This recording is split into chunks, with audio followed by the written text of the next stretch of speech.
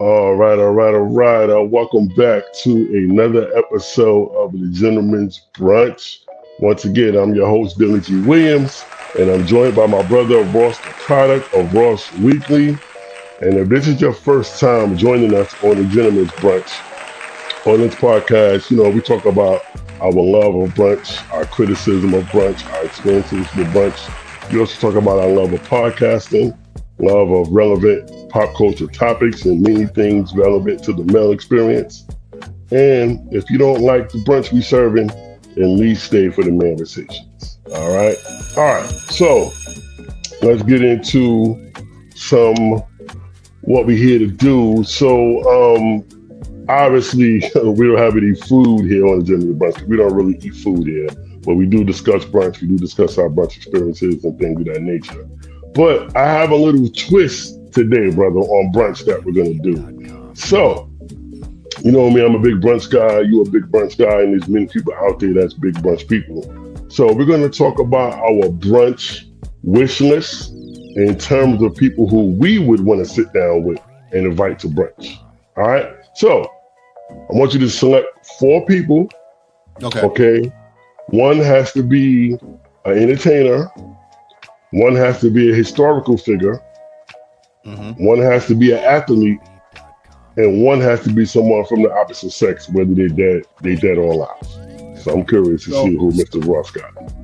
So for the entertainer, I would say for the entertainer, I'll say Jay-Z. Okay, that's what we got. Hove. Yeah, as an entertainer. I know you're a big Hove guy. Yeah. I'll say Jay-Z. I literally want to go with like the online joke of like, would you take 500 grand or would you take the dinner with Jay-Z? I got you, brother. I would take the dinner with Jay-Z, or I would take the brunch with Jay-Z on that one. Athlete. Yes. Oh, yes. So we got Hove. It could be dead or alive. It could be retired or unretired. Yeah. Well, I should say still active. I should say. Yeah.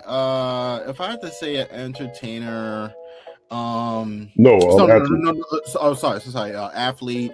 I'll have to say Michael Jordan. Okay, so we got Hove and we got Jordan. Okay. Hove and Jordan, because Jordan looked like he know how to have a good time. Like during brunch, he looked like he know how to have a good time. And then you said a historical figure. Yes. Historical figure. I'm gonna go with Barack Obama. Okay.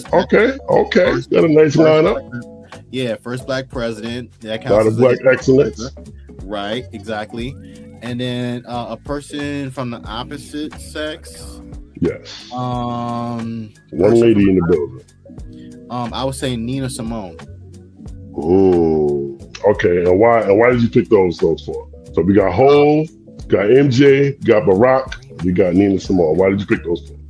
I think you said it. Black excellence. And these are folks that I'm gonna soak up a lot of like knowledge from, and these are folks that I've always admired in many ways. I guess technically I got 2 entertainers on there, with Nina Simone being the other, but Nina Simone has always been my like favorite jazz artist, of all time. Like, you hear numerous songs of hers still being sampled to this day. Obama, like I just always loved and appreciated his story. Like I'm currently reading his book, his memoir since coming out of the presidency. I heard that there's going to be and if I'm not mistaken, in that same book he said that there's going to be another book that he's going to be putting out as well. I think I heard about that. Yeah, exactly. And then Jay-Z. Yeah, like I've always been a Jay-Z stan, and Jordan also too, especially because I know he got a lot of stories. He got a lot of stories from like back in the day that I would definitely want to like pick his brain on. Right. Some of those like behind the scenes Jordan stories, I would definitely like to hear a couple of those. Okay. Yeah. All right. That's a nice list. All right. So let me go through my list. So my historical figure, one of my personal heroes, I read his book, the narrative in college, and it literally changed my life. Frederick Douglass would definitely be somebody that I would invite to brunch. Mm-hmm. I would love to sit down with Freddie D, just talk about some plantation stories, being a biracial slave, and there's one part in his book that like really spoke to me. There's a quote in his book, and I use it with my kids a lot, and with any person that's trying to find themselves or anything of that nature. There was one of the stories that he told in his book about being a slave, being that he was a biracial slave. He used his looks and his charm because he was a good-looking guy, and he used to charm the daughters and sometimes the wives of the plantation owners. And one particular plantation, I believe he was in Maryland, I believe it was the daughter, if I'm not mistaken, took a real liking to him, and she taught him how to read. He didn't know how to read up until that point. And when he learned how to read, he said he started looking at his reality totally different. And that's when he really realized that he was a slave, because up until that point, he thought slavery was just what it was. He didn't know that this was oppression that was happening to him. So once he learned how to read and got educated, that's when the aha clicked off for him. So I would love to have that conversation with Frederick Douglass about that. And also, one of the big narratives about Frederick Douglass was, of course, him being a biracial slave, but also he married a white woman after his initial wife, who was a black woman, died. He ended up marrying a white woman. So that whole marrying white and talking black and all of those things. So I would love to have a conversation about that as well. And I would kick it with Freddie D. Also, my entertainer would be Tupac. Tupac. Okay. So I would love to talk to Tupac about, being raised as a Black Panther, being raised as a child of a Black Panther, and that mindset of a Black Panther. Also, does he believe that he's bipolar? Because, around the time when Pac was alive, there was still a lot of early conversation around mental health. And when you hear all the stories people talk about Tupac after his passing, a lot of his behavior fit the narrative of someone that has bipolar disorder. But also, Tupac was a Gemini, right? And that whole saying about Geminis, it's a two-sided kind of person. So I would love to just pick Tupac's brain about that type of thing. And also, I was talking to Tupac about that last car ride with Suge Knight. Suge Knight is my guy. I know he's like the villain that everybody hates, but he's like my guy. And I would just love to just pick his brain about that last car ride before, his untimely demise happened and the bullets were in the car and things of that nature. And then last but not least, I would love to talk with Tupac.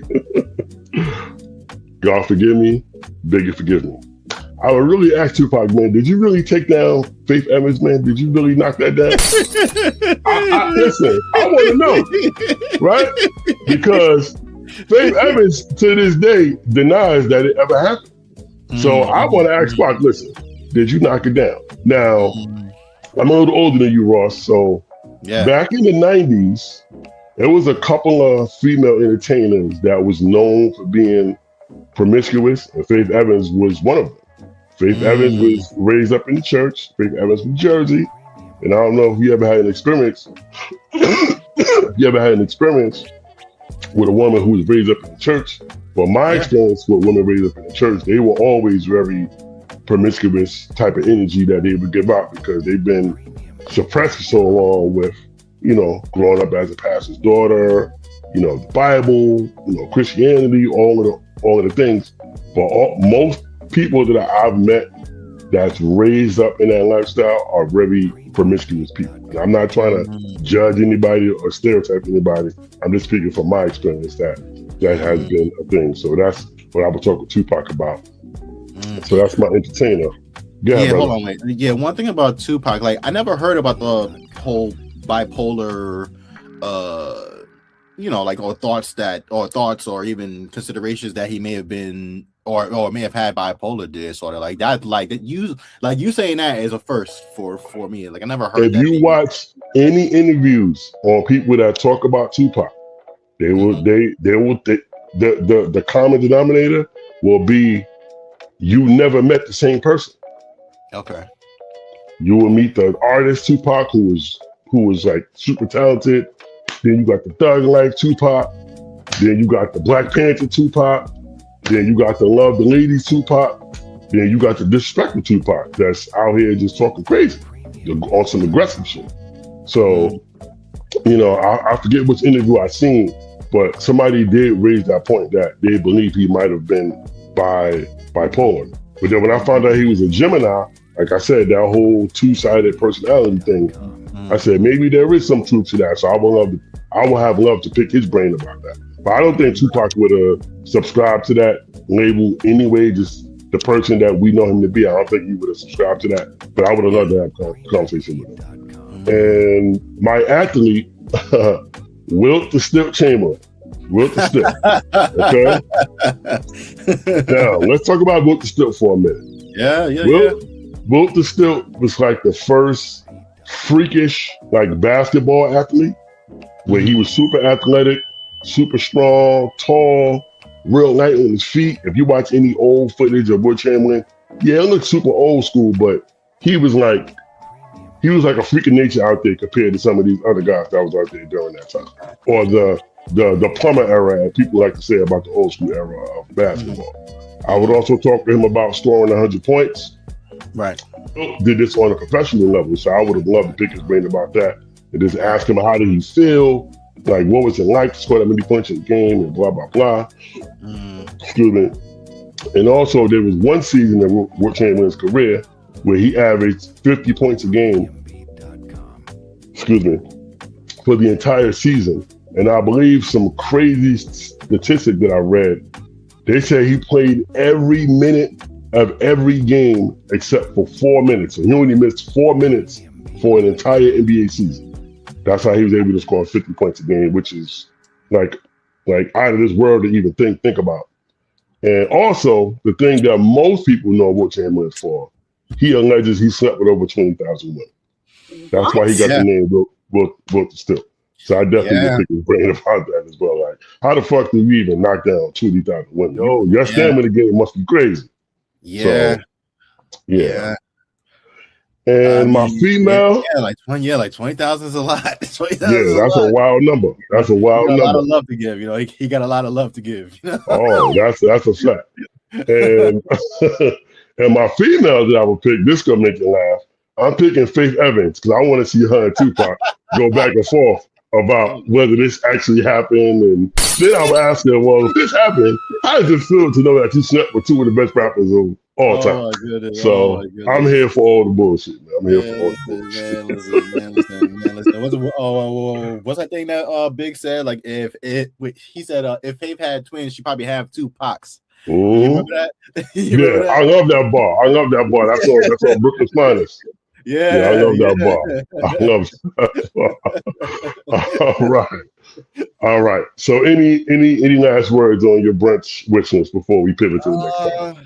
I mean, I think that those are very good lists. Like I think having Faith in podcast to have the thing that's sorted out, that's funny. That's funny. Yeah. So last thing before we pivot, what do you think the people on your list would order for brunch? Like, what do you think? That's a good question. Yeah, what do you think they will order for brunch? For some reason, when I think about what Jordan may order, I'm thinking he would go. I mean, granted, it's brunch, so but for some reason, I'm thinking like steak. I'm thinking like steak. I was thinking steak and eggs too. I was thinking the same. Yeah. Like for some reason, like that's what I would associate him to get. Hove. If I'm not mistaken, I think I remember a time when like him and Beyonce were like on where they became like vegetarian. So I would assume that he may go for something like that. He may or may not go for something like that, but that will be paired with some wine. He'll definitely also have some wine with that. He'll have some very They expensive said Mike. wine. They said Mike liked to drink, so Mike probably have a nice bourbon, nice tequila. Yeah. He definitely have a drink with him. Exactly. You know what? That's a good point. Hove, I think he'll go for like a vegetarian thing with some nice with some fancy wine. Obama.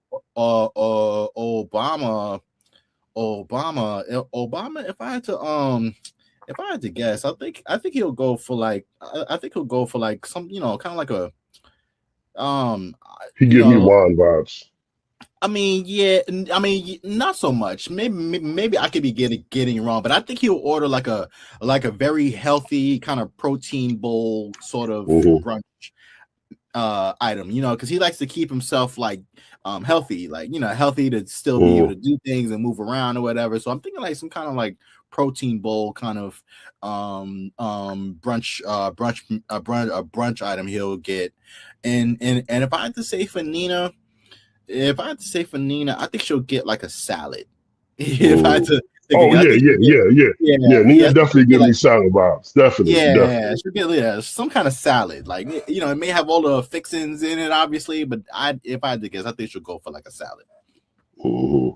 So on my list, I think everybody aside from Freddie D definitely gonna be throwing some motherfucking drinks back. We ain't even gonna get into the food.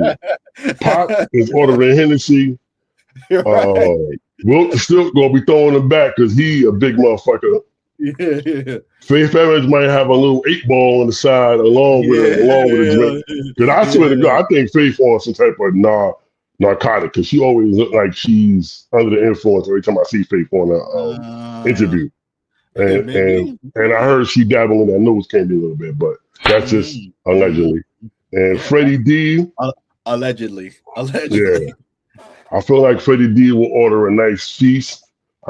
He don't give me drinker vibes, and if he did, probably be a nice glass of wine, maybe some Pinot or some rosé. That's why I like to drink when I drink wine. So that's the kind of vibes I get from Freddie D. Freddie D. I'm sorry. All right. So as we pivot to our next topic, all right. So Stephen A. Smith, sports commentator and the face of ESPN, has floated around the possibility of running for president. Not because he's a politician, but because he isn't.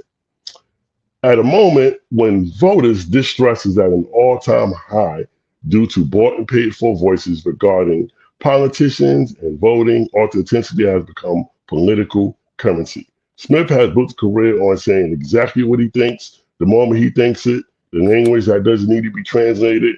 That alone sets him apart from a lot of other candidates who sound like they were made in a lab and released into the wild only after extensively safety tested.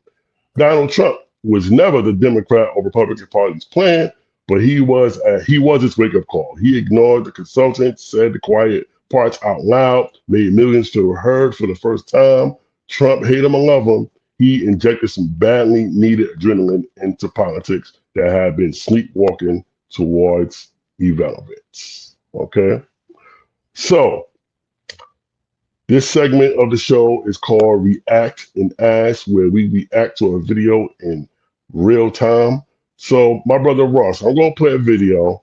It's from TMZ Sports, where they ran down on Stephen A. and pressed him about the possibility of him running for president, because that's been floating through the internet airwaves. So I'm going to play the video, and then we're going to react. Really quickly, I just wanted to ask you, it came out recently that you were strongly considering a presidential run. What's impacting that decision, and where are you at with it right now? Well, the country sucks, and I don't think that I think the country is devoid of leadership. The kind of leadership that we have, we don't need. The kind of leadership we should be getting, nobody is stepping up and doing it. I'm not a politician. I don't desire to be a politician, but in the same breath, the opportunity to go on a debate stage and call out these politicians for the things that they've done to damage this country is something that appeals to me very much. So it's really that simple to me. I'm not saying I'm going to do it, because make no mistake, according to the rules, my understanding is I would have to give up my money. I'd have to leave my job because I'm not supposed to have that access to the airwaves. I can assure you, I don't give a damn how much I want to do something. I'm not giving up my money to do it. That ain't happening.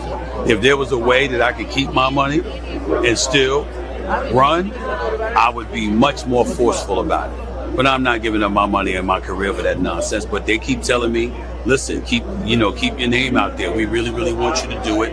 And I promised them that I wouldn't make a definitive decision about it until 2027. So that's it. Exploratory committees, billionaires, all of these people come to, all right, what you got to say? I'll listen, but right now I can't imagine that I'm going to do it, but I haven't completely closed the door. All right, my brother. So, when you heard these rumors about Stephen A. potentially running for president, what was your initial thoughts?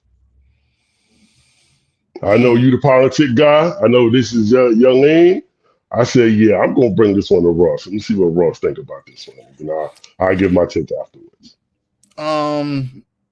Well, yeah, I'm gonna directly react to that video real quick because, I seen I seen a part of that. Like I think I must have seen the first part of that video, but I didn't see the rest of it. Because then the parts when he was saying like I'd have to give up my money and everything like that, I'm like, oh wait, what? And it felt like even in that it's like he wants to say he wants to do it, but he has so many reservations, and he says he's not a politician, but he wants to call folks out and everything like that. It's either you want to do it or you don't. To be honest, it's either you want to do it or you don't. But I also understand what happens when folks do run for office. There's a level of attention that they get, right? There's a level of attention, there's a level of press that they get that still carries on with that still carries on with them for wherever or whatever they do next. If you really wanted to do this, of course we all got to be able to feed ourselves, feed our family, and everything that. And I'm not gonna, step on that, but is this what you really want to do? And I think that's where I'm really going to start with this take is that is this something that he actually want to do? If so, then I would like to see what kind of platform he's going to opt to run on. I do know he has a history of being a debater. Is he a good one? Maybe not, depending on how you look at it. I think over time with Stephen A. Smith, he has become like a bit of he's become more of like a character. He's become a bit more of like a character, and I think that kind of happened. Because he works hard and he does everything that he got to do, but I think he kind of became a bit like almost like just being a debater and being everywhere at the same time just really became what he wanted to do most of all, especially at ESPN, especially when he went over to Disney. He wanted to spread out his image so far so that he can be the main voice over there at ESPN and now being the highest paid person over there at ESPN. I think like $100 million.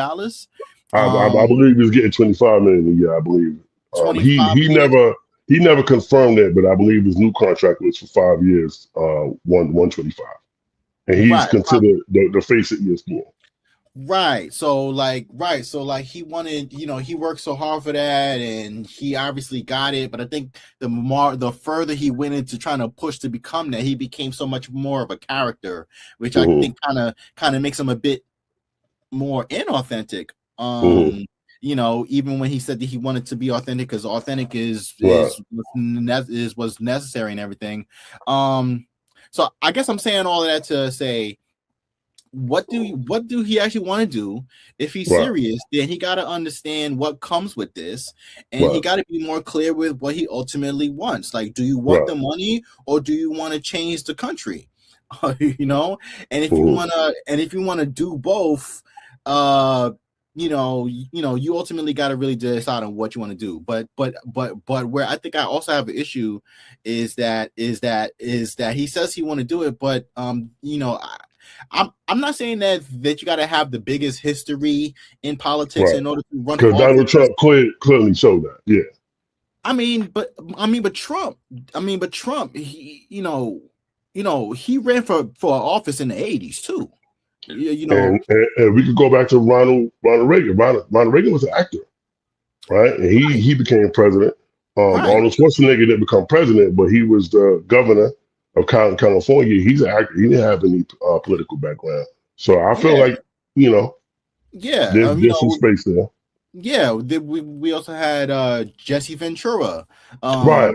The wrestler, yes. Yeah. So it's like there are people that make that jump, right? But NBA guy, Kevin Johnson. He was also the mayor of Sacramento. Yeah, he was the mayor of Sacramento before. So so you have these people so you have these people that make the jump, but making the jump comes with making the sacrifice. Mm-hmm. If you really want to do it, so you can't really do both in that regard. But if he's going to jump into the ring, he got to be serious. Mm-hmm. He got to spell out an actual platform. Are you going to be a Democrat or are you going to be a Republican? If I had to guess, that Stephen A. would run as a Republican. And if you're going to attempt to run as a Republican coming in after Trump, then that's a whole nother the Republican Party would never be the same again. Right. After Trump is even trying to allege he's going to go for a third term, and if Trump need to go sit his ass down, so that's what he's doing too much. Right. So it's like, even if you potentially aim to run as a Republican, can you really take the fire that's going to come from MAGA and all of the ways in which if they let Donald Trump run for a third time, I'm never voting again. Just I'm gonna just put that on the record. Look, it's getting really ugly out here. We're in the middle of a war with Iran.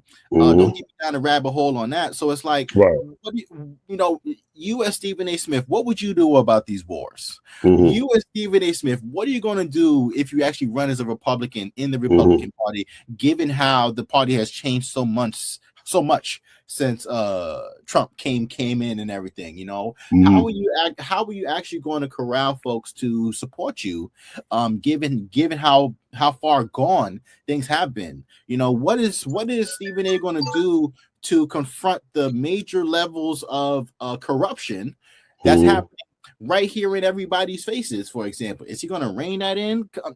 So these are the things that I would need for him to be clear on. If he's going to actually run. I'm an independent, so I look at both sides. Like, what are y'all actually going to do? So if you're running as a Republican, I'd like to see how he's really going to make it make sense. If you're going to run as a Democrat, I would also like to see how he's going to make sense, because it's not like if the Democrats are always the best alternative either. Too. So none of them ain't doing shit for none of us. Yeah, so I'd really like to see, if he's serious, he got to make the sacrifice, and if he is, then what are you gonna do? Is what I would really like to know. Okay, so my take on this, I'm gonna do a little revisionist history, and then I'm gonna double back on the Stephen A. thing. At the time, I'm working in a hospital. And I told you, Ross, politics is my least favorite topic to talk about, right? So it's the presidential election.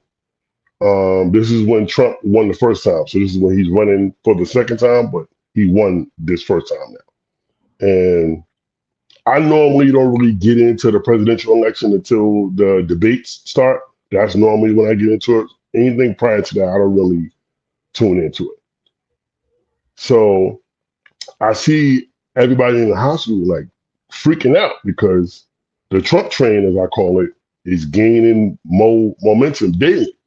So I'm like, prior to that, I'm like, Donald Trump need to go sit his ass down somewhere.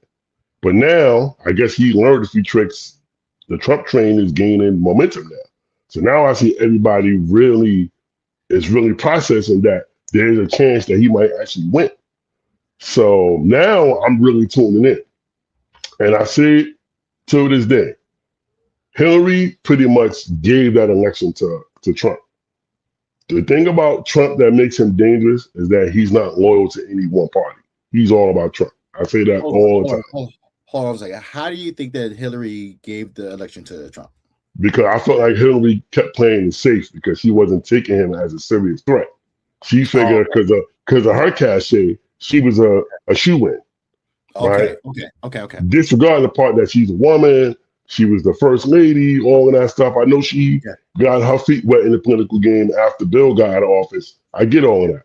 But I felt like Trump as an opponent, she underestimated him. And that's how he was able to win that first one. Okay.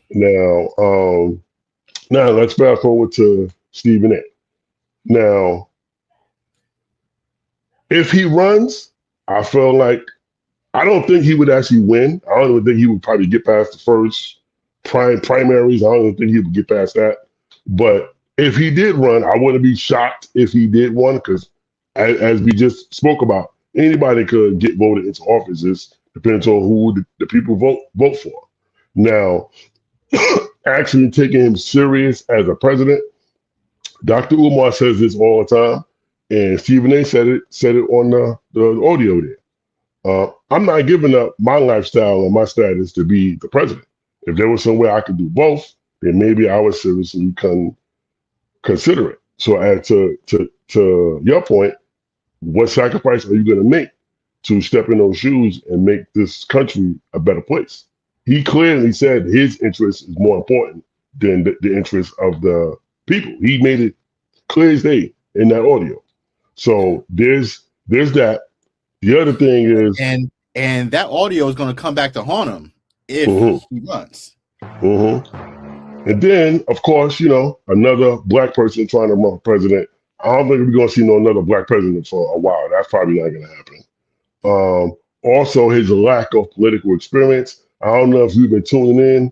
Stephen A. has been doing a lot of political platforms where he's discussing all these issues and different things. Now, I've been watching Stephen A. for a long time since he first came on the airwaves. Stephen A. Smith is the king of word salad. He can spit out all kind of words and sound like he knows what he's talking about. But I don't really think he knows what the fuck he's talking about when it comes to politics. I really don't. But anything's possible. The Trump election proved it, especially for the second time. It definitely proved it. So I don't think he would actually win. But if he ran and won, I wouldn't be shocked. But according to the audio, it don't sound like he's really going to run.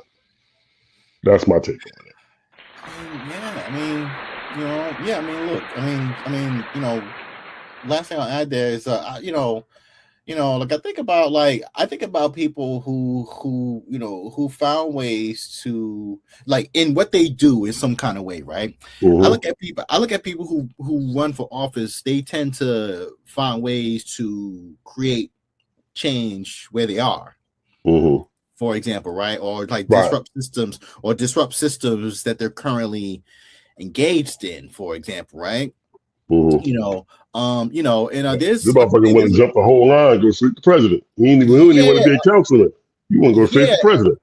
Right. And it's like this, and there's ways that he could create change on other levels, right? Even where he's currently at ESPN, right? Like for example, like I was just watching a video earlier, and it's talking about some of the ways in which that Stephen A. Smith has intentionally not held folks accountable in the sports that he covers, because he know where his bread is buttered. He know. Right. So it's like, if you can't hold these folks accountable and you're supposed to be a journalist, then how are you going to hold foreign leaders accountable? Then so we'll see. Yeah. But like I said, I don't think it's gonna happen. But I just thought it was an interesting topic to talk about because we've seen Stephen A. Ascension into the mainstream, but Stephen A., I think you just need to stay in your lane, brother. Yeah. Stay in your lane. I mean, and look, he could very well go for other means of office too. On a city level, a state level. Right. All of that. You probably have a better chance with that than being the president. But even if he was the current president, I think he would be way out of his league. And, I mean, because set us back a lot of years. You know what I'm saying? I feel like Barack Obama set us back a lot of years because he didn't, in my opinion, he had opportunities to really make his mark as a president. And I don't think he really did. I think he dropped the ball with that one. Yeah, I get that. I get that. Look, like there's tons of reasons why, like especially black people feel like he wasn't, he didn't do anything for black people. He did everything for everybody else. And so I get those criticisms, for example. I didn't expect him to do a whole lot, but it was one thing that it's my tried and true take on Barack Obama's presidency, and then we can pivot to our next topic. When all the police brutality was going on, in particular, people of color, right? Black people, people of color. A lot of that shit was going on under his watch. And I felt like as the president, that would have been a great opportunity for him to really make his mark as the president and really held law enforcement accountable, maybe create some bill or something and get it passed through Congress. But he played it safe, similar to Hillary. They played the politic game. They played it safe. Of course, first black president, a lot of pressure, all eyes on you. I get all of that. And me, I'm just one of those dudes that just don't give a fuck. So if I was in those shoes, Donald Trump out here wilding and doing whatever he want to do. So I don't know why you couldn't do that. But if you was going to do anything out of pocket, I felt like that was the situation, and he totally dropped the ball. He said all the nice, beautiful words, the word salad, right? Obama is a master at the word salad as well, but there wasn't no real tangible, anything that he really did to address those things that's still continuing to happen even after his presidency. But I felt like that's where he could have really made his mark as the president. All right. Good stuff, my brother Ross. Good stuff. Mm-hmm. All right. So last episode, we got into some relationship topics that actually did pretty decent on my algorithm. I'm not sure how it did on your end, but it did pretty decent on my end. And this topic that Ross brought up, I thought was really important for us to get into. Okay. So some of the more popular speaking heads on the Manosphere, rest in peace to Kevin Samuels,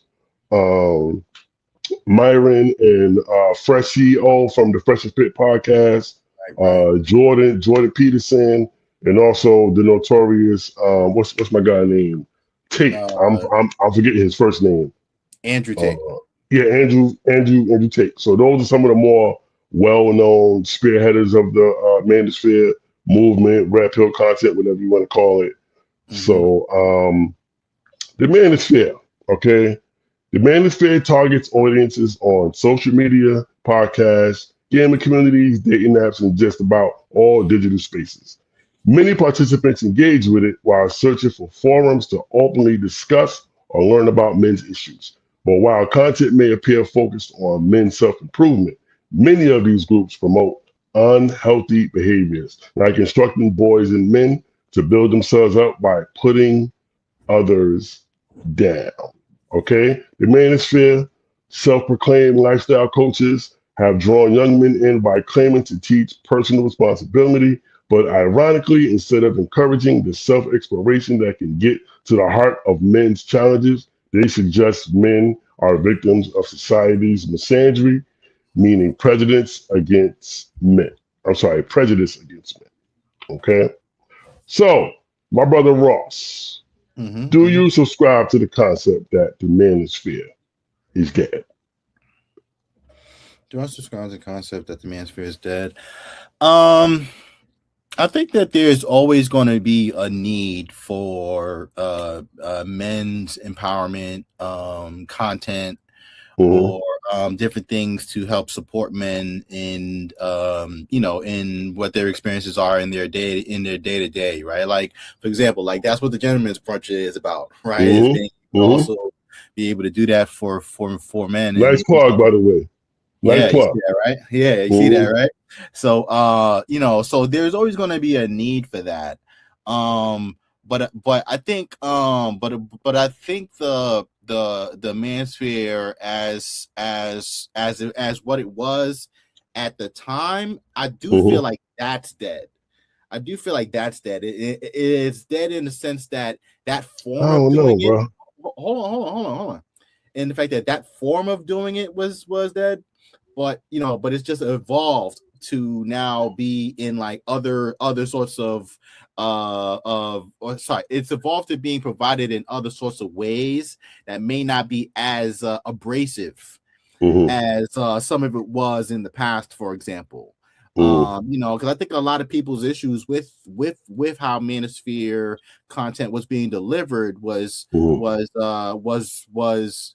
based in like misogyny Mm-hmm. or toxic masculinity and And two words that I hate, by the way.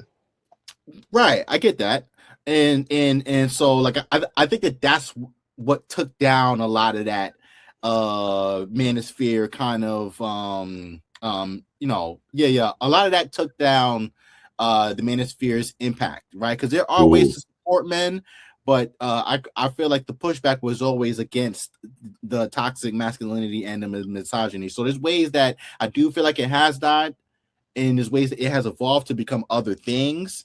But the most abrasive parts of it, I feel like is what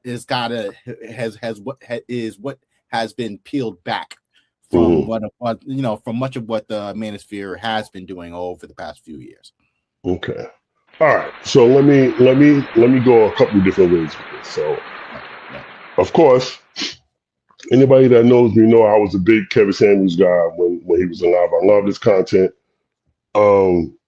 Me being a fire sign and a Sagittarius, I have this thing where I always tell people that I have the ability to separate the message from the messenger. I don't get caught up in the messenger and the personality and all of those things. I focus more on the information and the message. And a lot of people that I've noticed that had an issue with Manosphere red pill type content always did focus on the delivery of the message, but didn't have a lot of information to support their issue in terms of the information that was coming from the Manosphere.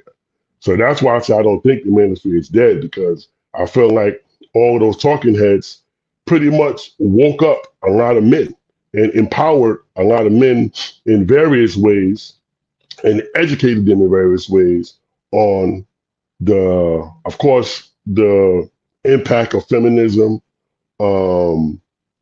self-empowerment with men to better yourself and make yourself as as appealing as you can. And one of the hosts of Fresh and Fit I actually had on my first season of my old podcast, right before Fresh and Fit took off. I had one of them on the podcast, and I interviewed him, and his thing at the time was he was teaching dudes how to upgrade themselves, how to pull the baddest chicks, how to get money, things of that nature. And I feel like I said, that message of the Manosphere still resonates, even though a lot of those speaking heads' momentum has died down. I still think the message is still there. Now, I'm going to tell you why I think that. Anytime I see any of those guys' content or any Manosphere type content, the first place I go to the comments and read the comments. Or anything anti-feminism or anything kind of criticizing women or holding women accountable, I always go to the comments. And a lot of the comments is very Manosphere red pill in influence. So I know, like I said, the speaking heads might not have the same popularity that they had at one time, but the message is already out there. And a lot of men, I feel like, have awakened from that and have put more energy into themselves to to reinforce the message of the Manosphere.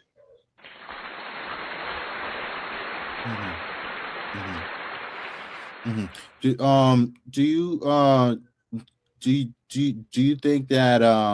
you think that the Manosphere may ever get back to what it was even like a few years ago?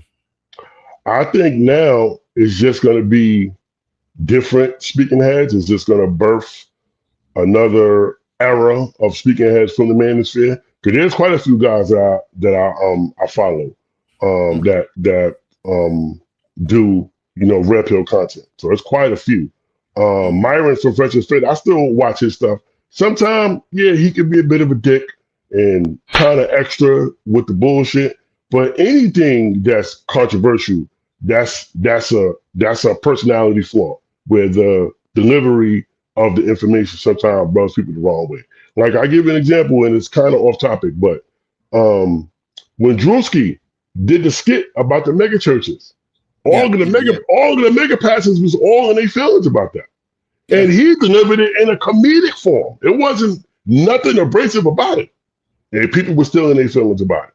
So that's why I said, learn to separate the message from the messenger. So the message with the Drewski skit is that some of these mega pastors be doing too much and not doing enough for the people. They more invested in their own interests. That was the message there. But he did it in a comedic form, and I believe that video got tens of millions of views. That video went crazy on the internet. But once again, I got the message. I didn't get caught up in Drewski and his shenanigans and all that. I didn't get caught up in that. I focused on the message, and a lot of people totally missed that part of the message because they get too caught up in the personalities who's delivering the message. But to answer your question, I think it's just going to be new people, new speaking heads, different ways of delivering that message. And if we learn anything from Kevin Samuels and all of these guys that delivered Manosphere of red pill content, the delivery of the message, the way that you do deliver it is very important to people who are consumers of content. But me, I'm a straight up no chaser guy. I can smooth it out a little bit. I can do the word salad thing. I can do all of that. But I'm still gonna give you the RAW, man.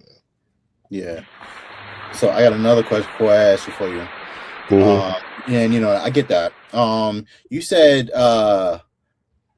toxic masculinity and misogyny are two words you don't like. Two words that I really don't like. I mean, right. And granted, there is such thing as toxic femininity too. I do want to put that out there. That's a fact. Listen, it's running crazy right now.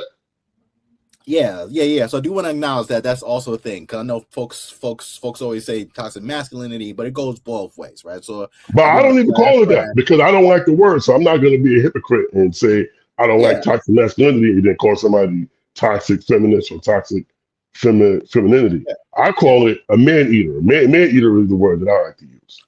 Okay.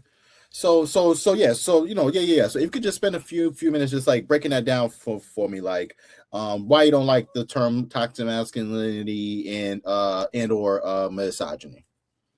Now, with the toxic masculinity thing, the reason why I have an issue with that term is because there's all of these narratives out there that everything in this world is just centered around men, right?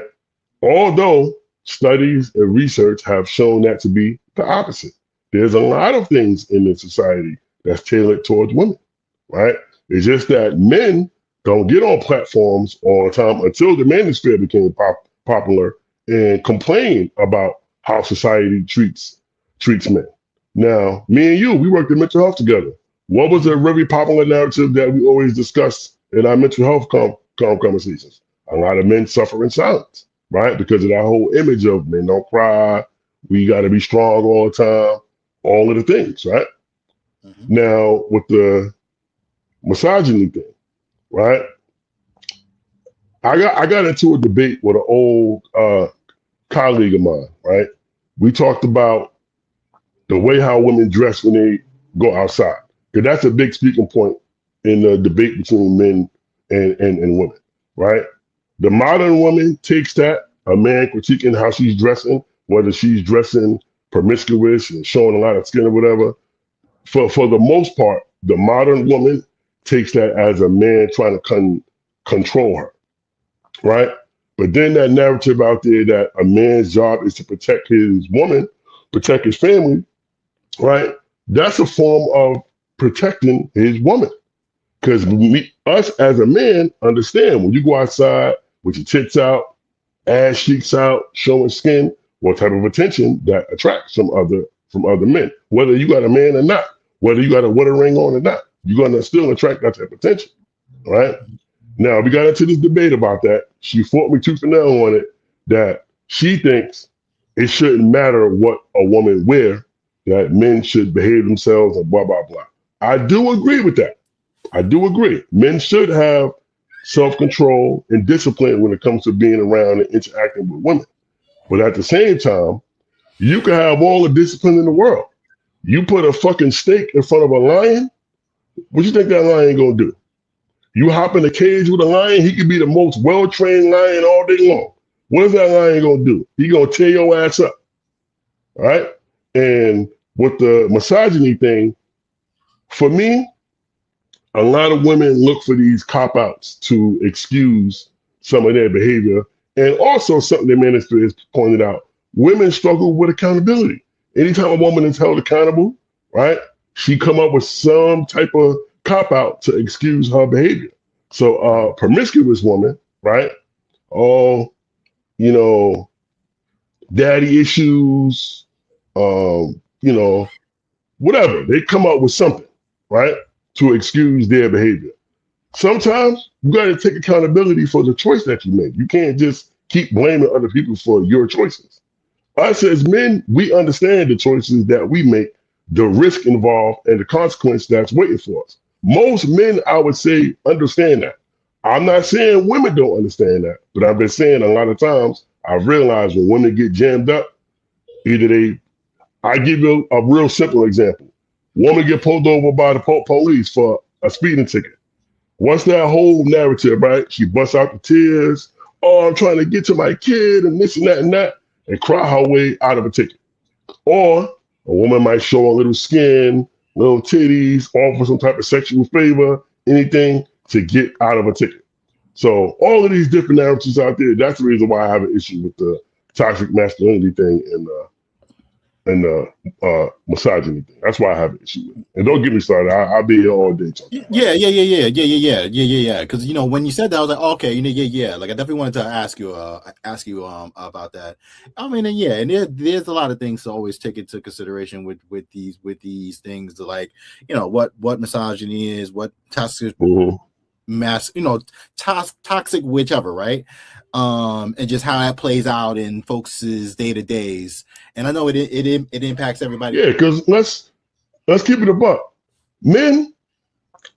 Most men not gonna jump out there and say it because, well, once again, the society that we live in, you have to be PC with everything that you say because you don't want to offend anybody. And I get all that. I try to watch what I say for the most part, but some things you gotta just keep it a buck.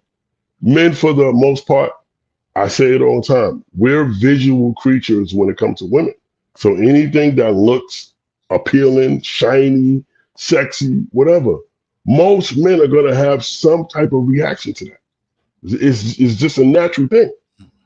Now, on the opposite end, hold on, brother. On the opposite end, right, I worked in the nightlife for a lot of years, brother. I've been around a lot of women, raised by women. I've been around a lot of women. Most women love attention. They're not out here trying to get attention from other women. Women getting these BBLs and doing all this extra shit. Are they doing that for other women or are they doing that for men? When you're putting yourself out there, look on Instagram. You turn on Instagram any minute of any day. It's some ass and titties on the internet. But then with a dude commenting on your post or jumping in your DM, toxic masculinity, misogynist, all the things.